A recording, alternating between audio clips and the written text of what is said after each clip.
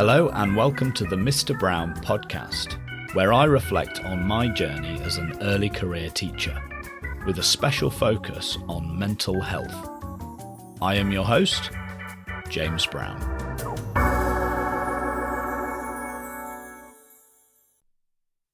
The Flammarion Engraving is a wood engraving by an unknown artist. It's called the Flammarion Engraving because it first appeared in a book in 1888 by Camille Flammarion. That was the author's name. The book was called, I'm going to try to say this in French, L'atmosphère météorologie populaire. That sounded quite good. What you don't know is that I took about 5 attempts and cut the failed attempts out in editing. Anyway, that translates to the atmosphere, popular meteorology. Now, I should acknowledge right here that a podcast isn't the best place to discuss an image, given that it's all audio. But I'll post a link to this image, the Flammarion Engraving, in the show notes. And I'll also make it the artwork for this episode, so you should be able to access it just fine. And the same goes for an image that I'll discuss a bit later too. So, what does the Flammarion Engraving depict? Well, before I talk about that, I first need to say a little bit about biblical cosmology. So this is what the Bible has to say about the origin and structure of the cosmos, the universe. So if you remember, in the beginning, according to the Bible, there was just water, the primal sea. But God came along and he separated the primal sea into an upper sea and a lower sea, and he separated the two with a vast solid dome called the firmament, which these days is just another word for the sky or the heavens, that which is above us. And this idea has some intuitive appeal, because when you think about it, we all live on dry land, most of us live on dry land. Beyond that land is the sea, a vast body of water. But that's not the only source of water. Every so often, quite often in some countries, water also falls from the sky. That suggests that there isn't only water beyond our islands and beneath us, but also above us. And every so often it seeps through and falls down. But God created this space in this vast body of water, space enough for there to be dry land where we live. And the upper sea is held up by the firmament, okay? Now you might think, well, water isn't the only thing to fall from the heavens. If you look up, you can also see stars, the sun, the moon, etc. And so according to biblical cosmology, those cosmic entities were studied onto the underside of the firmament, the underside of this great big dome that separates the upper sea from the lower sea. Okay, now, back to the Flammarion Engraving. What does it depict? Well, there are two realms, and the two realms are separated by the firmament. Within the firmament, we see all that's familiar. You've got the stars and the sun and the moon studied onto the underside of the firmament, the sky.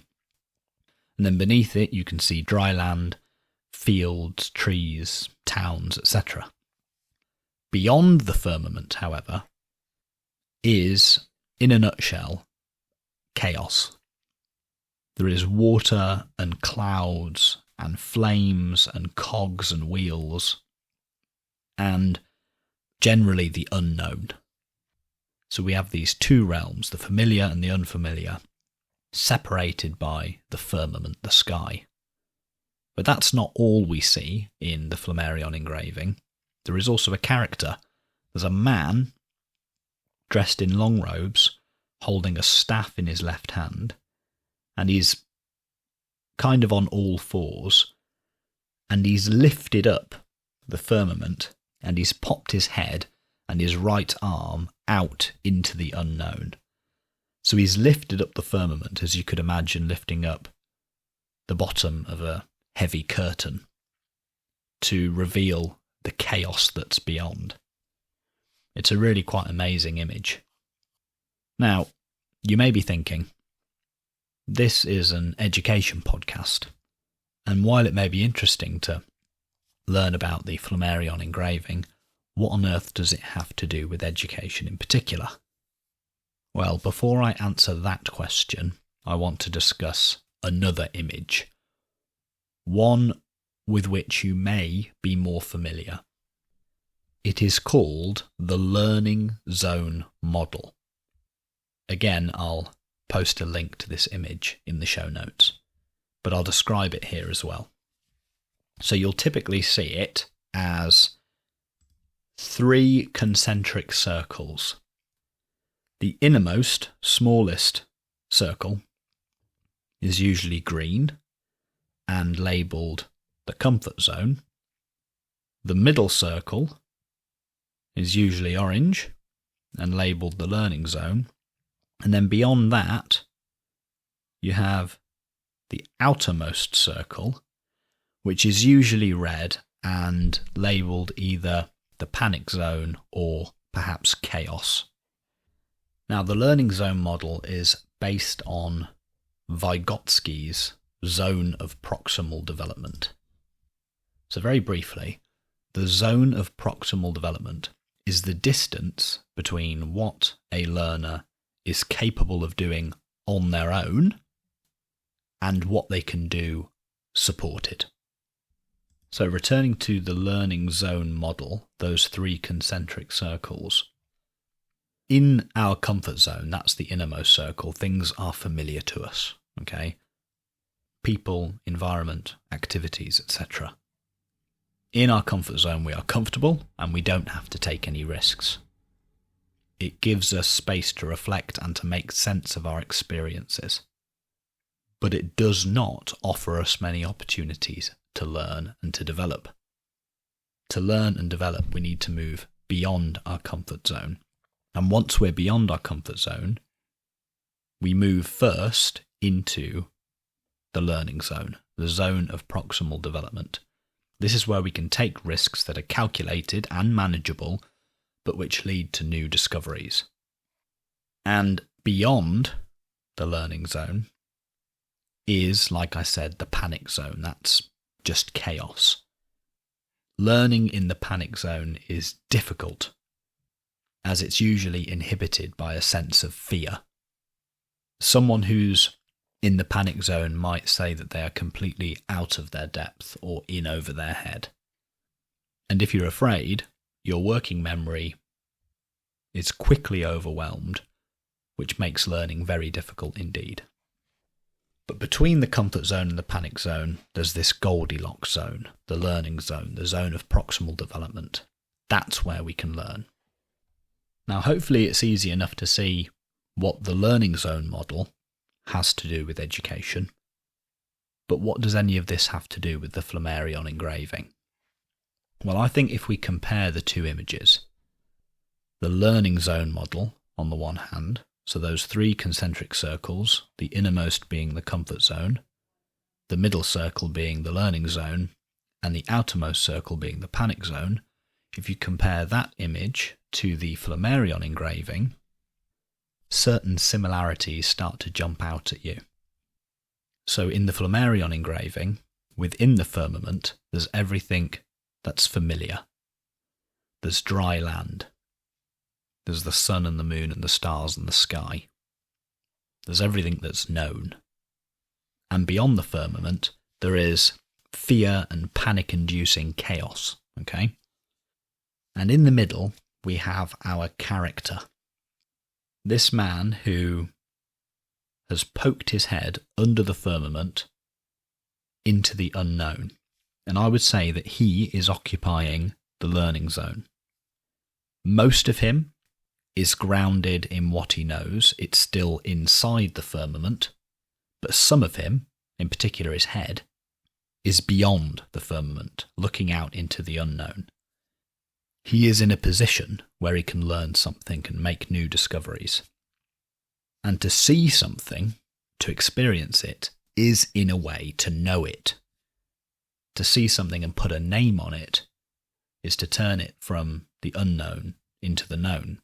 And if that's what he does, if he individuates some element of chaos out there beyond the firmament, tags a label to it, I would argue that the firmament expands outwards to accommodate this newly learnt thing. Similarly, if we go back to the learning zone model, as you're learning things, as you're adding to your knowledge, your comfort zone increases. What was once unknown and scary is now known and familiar. Things that you couldn't do once upon a time, you now can do, and you don't even have to think about doing them. I'm thinking in particular here about teacher education, when at the start you have to pay attention to every little thing you're doing, but soon enough you automate much of those processes and they become second nature. You can do them on autopilot. Your comfort zone has increased to accommodate those things, which when you first encountered them were quite scary and new and needed attention, but now they're second nature. So I think there's a striking parallel between the Flammarion engraving and the learning zone model.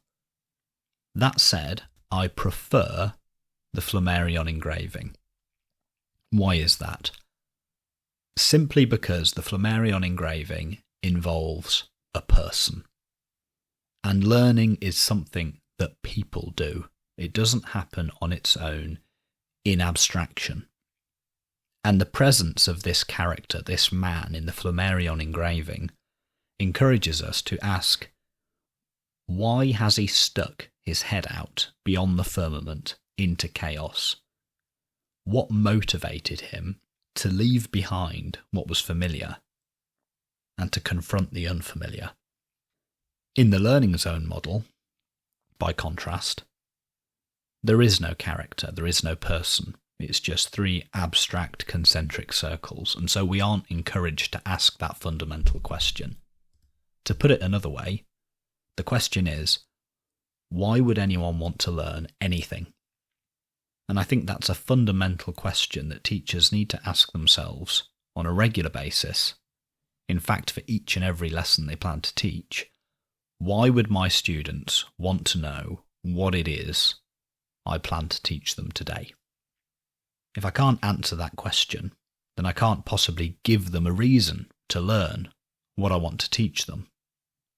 It's a question that I try to ask myself as often as I can, especially when I'm planning lessons. How am I going to convince my students that this is worth learning? Part of the issue is that with each new lesson, that question has a new answer. And there doesn't seem to be a general answer to the question. So it's for each teacher to figure it out on their own and to figure it out for each lesson they plan to teach. Dan Mayer has a nice analogy. He talks specifically about mathematics, but we can paraphrase it to make it a bit more general. If today's lesson is the aspirin, then how do I create a headache for my students?